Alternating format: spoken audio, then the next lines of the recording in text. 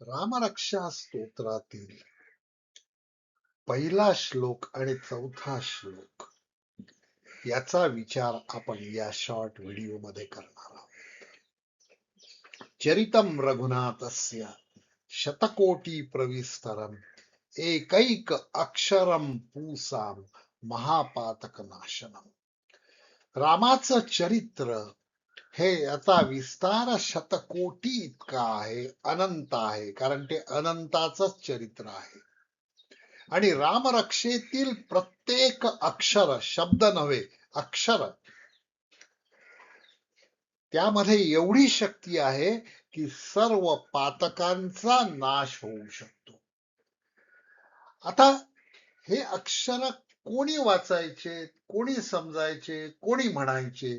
पुसाम म्हणजे स्वकर्तृत्वाने प्रगती करणारा पुरुष, मानव.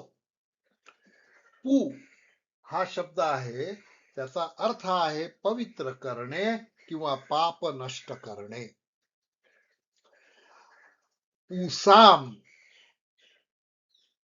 म्हणजे स्वकर्तृत्वाने प्रगती करणारा माणूस. चौथ्या कडव्यातील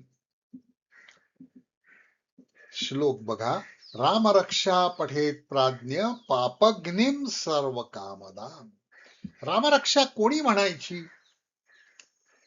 प्राज्ञ लोकांनी म्हणायची. ज्ञ हा ज्ञानाचा ज्ञ आहे.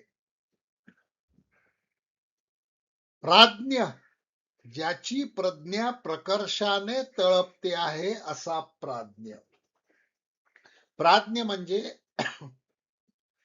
ज्ञानी माणूस. प्राज्ञ म्हणजे विवेकशील माणूस. आणि विवेकशील माणसाने रामरक्षा म्हटली असताना त्याच्या सर्व पापांचा अंत होतो आणि त्याच्या सर्व इच्छा पूर्ण होतात. एका अर्थाने बुधकौशिक ऋषींना असं सांगायचं आहे की प्राज्ञ आणि पराक्रमी माणसांनी पापनाशनासाठी आणि सर्व कल्याणासाठी रामरक्षेचं पठण करावं.